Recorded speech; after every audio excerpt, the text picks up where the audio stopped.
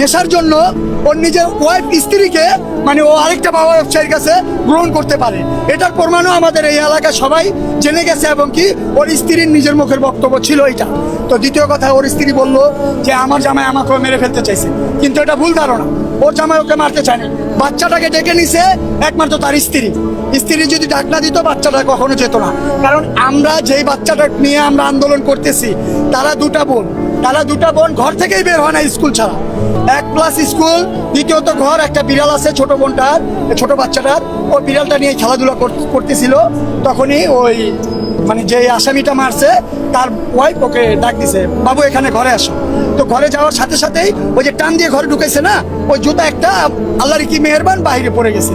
মানে আমরা পাবো বলে খুঁজে তার জন্য। হ্যাঁ, পিচাসটা যে মার্ডার করছে ওরে দেখলাম এই বাসা থেকে এই গ্যারেজে দৌড়াদৌড়ি করতেছে বারবার। কেন দৌড়াদৌড়ি করতেছে? ওর গ্যারেজও দৌড়াইতেই পারে, স্বাভাবিক। তারপর আমরা আসলাম, যেহেতু ওর সাথে কথাবার্তা বলি আমরা। আয়সা বললাম কি হয়েছে ভাই দৌড়াদৌড়ি?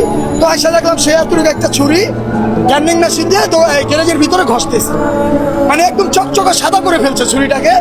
মানে এরকম পরিমাণে ধার দিছে, মানে ওটা কার আঙ্গুলে লাগলেও পড়ে যাবে।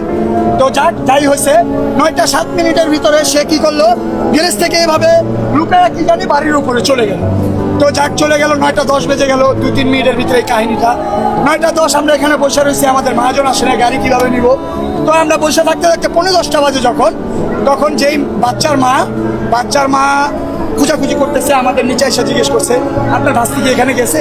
বললাম না আপা, ও তো নিচে নামে না, ও তো উপরেই থাকে। যেই জায়গায় মার্ডার করা হয়েছে বাচ্চাটাকে, পাশের ফ্লাইটে, ওই ফ্লাইটে বাচ্চাটাকে যখন না হয়েছে তখন একটা জুতা ভুলবশত আমাদের রিজিক, ওই বাচ্চাটার লাশ ছিল বিদায়, আমরা তার মা বাবা ছিলেন বিদায়, মানে হক হালালি, তার জন্য আমরা ওই জুতাটা মানে আল্লাহর উসিলায় বাইরে পড়ে গেছে। তো বাচ্চার মা খুঁজতে খুঁজতে দেখলো যে একটা জুতা ওই দুয়ারের বাইরে পড়ে গেছে। বাচ্চার মা ভাবলো পাশের ফ্লাইটে যেতেই পারে, স্কুলে যাবে না, তার জন্য বাহানা দিয়ে। তো ভাইয়া ও ফ্লাইটটার ভিতরে টোকাটুকি করছে, বাচ্চার মা প্রায় 20 মিনিট টোকাটুকি করার পরে কোনো সারা নাই, শব্দ নাই, ভিতর থেকে লাগানো। তো বাচ্চার মা আমাদের নিচে এসে 3-4 জনকে ডাক দিল পরে আমরা সাপাল নিয়ে মনির মিয়ার আরেকটা এই যে ম্যানেজার রাখছে ওইটাকে নিয়ে আমরা সাপাল নিয়ে উপরে গেলাম।